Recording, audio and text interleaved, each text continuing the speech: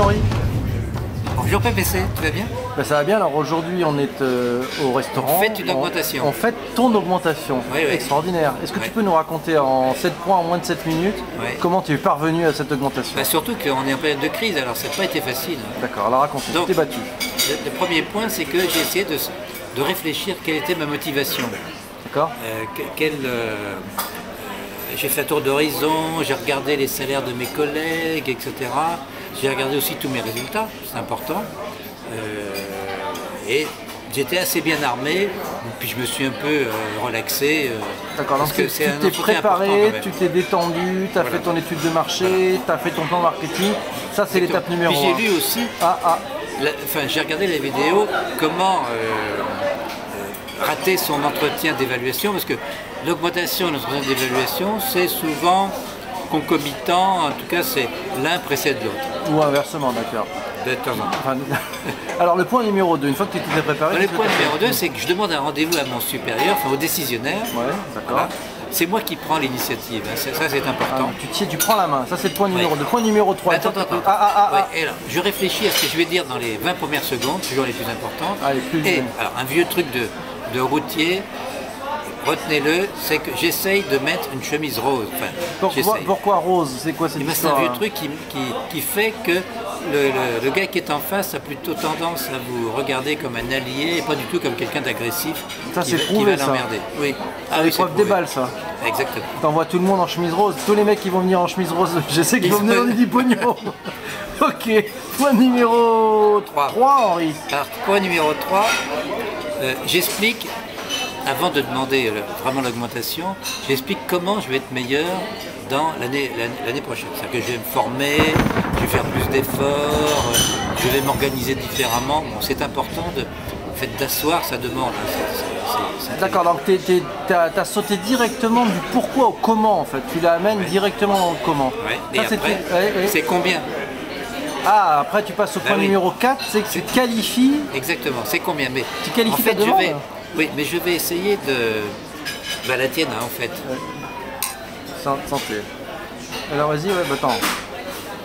C'est-à-dire que toute mon argumentation va reposer pas tant sur le passé, mes résultats passés, etc., que sur le futur. C'est-à-dire que, bon, un petit peu de passé, mais beaucoup de futur, je vais faire ci, je vais faire ça, je me fixe des objectifs. C'est ce que disait Benoît, en fait, le passé il s'en fout dans l'entretien, on se projette dans le futur. Exactement. Ok, on renvoie à la vidéo de Benoît qui était extraordinaire. Et pour étayer... On est au point numéro... Là, maintenant c'est numéro 5. Numéro 5, pour étayer tout cela, je vais proposer des solutions d'amélioration. Amélioration du fonctionnement de l'équipe, amélioration des méthodes de travail, amélioration des méthodes de prospection, enfin que sais-je. Donc tu élargis le scope au-delà de toi-même, c'est-à-dire pour l'entreprise. Je montre que mon augmentation c'est une chose, mais je vais faire un effort aussi pour la mériter. D'accord, donc tu vas amener plein de nouvelles choses et ça c'est d'accord. Que sinon, si je suis comme avant, le même salaire qu'avant, si c'était avec l'inflation... alors point numéro 6, c'est quoi? Il se passe quoi là? Point numéro 6, c'est la décision. Qu'est-ce qu'il me dit? Que me dit mon interlocuteur? 2 cas, c'est très simple. 3 cas même.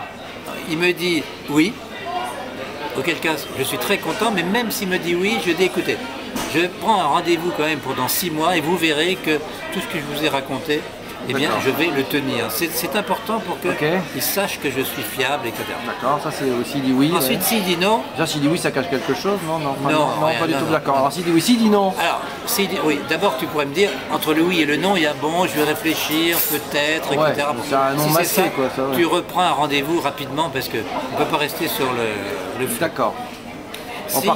Par contre, on peut peut-être faire un truc, c'est-à-dire qu'ami employeur, regarder la vidéo, savoir dire non. Oui, exactement. 7 points, d'accord. Alors, ensuite, s'il dit non, tu dis, mais en séance, tu dis, mais pourquoi? Quelles sont vos raisons? Enfin, il faut que ton interlocuteur, enfin ton supérieur s'explique, parce qu'on ne dit pas non comme ça. D'accord. Non, ça s'explique. Et si, par exemple, il te dit, mais il n'y a pas d'argent dans la caisse parce que c'est la crise, etc. Alors, tu vas essayer de négocier quelque chose qui ne soit pas monétaire, c'est-à-dire un changement de statut, de coefficient, un aménagement des horaires, que dis-je, enfin, que sais-je encore là. des choses qui... un changement de coefficient, tu vois ce que je veux dire? Okay. Des choses qui finalement n'ont pas forcément cher tout de suite, mais qui peuvent te servir toi. Voilà, exactement. Ok, tu pars pas bredouille quoi, tu veux pas partir bredouille. C'est-à-dire que quand tu rentres chez toi, tu peux dire à Bobonne, écoute, j'ai pas eu mon augmentation, mais j'ai eu ça et ça. Oh, qu'est-ce que t'es fort. D'accord, elle va être contente, Bobonne. Voilà. Et en cas de refus définitif, quand même, ne relâchez pas votre effort. C'est pas parce qu'il vous a dit non qu'il faut se décourager. Oui. D'accord, c'est le point 7, ne lâchez rien. Il y a un proverbe que je vais dire très doucement qui est extrêmement important. Attention, on se concentre et tu parles fort parce qu'il y a du bruit. Si vous travaillez ce pourquoi vous êtes payé, vous serez toujours payé ce pourquoi vous travaillez. Autrement dit, c'est comme un sauteur en hauteur qui s'entraîne. S'il veut sauter 2,20 m, il faut qu'il s'entraîne à 2,50 m. Et là, il a des chances d'atteindre le record. Donc, il faut travailler plus que ce quoi vous êtes payé. Donc, ne crois pas que ce soit les patrons qui m'ont payé pour dire ça, c'est la réalité. Alors maintenant, Henri, en conclusion de ces 7 points... il y a une conclusion, écoute, qui est formidable. Non seulement elle est formidable, oui, mais c'est toi qui me l'as suggéré, et donc tu vas faire la conclusion là. Tu n'essaierais pas de me piéger là quand même. Alors je vais te dire. Vas-y. Mon salaire c'est quoi? Ah non, ce que tu fais. Je vais te la donner parce que franchement, c'est un de mes patrons qui me l'a apprise et je la trouve formidable. Ce que tu fais, c'est ton salaire. Voilà. Ce que tu fais de manière transversale. C'est-à-dire dans mon équipe, dans la société. Dans ton équipe, avec tes collatéraux, avec tes autres collègues de ton même niveau, pour diffuser, pour la jouer transversale. Et ça c'est quoi? Ça c'est ta part variable. Ça veut dire quoi?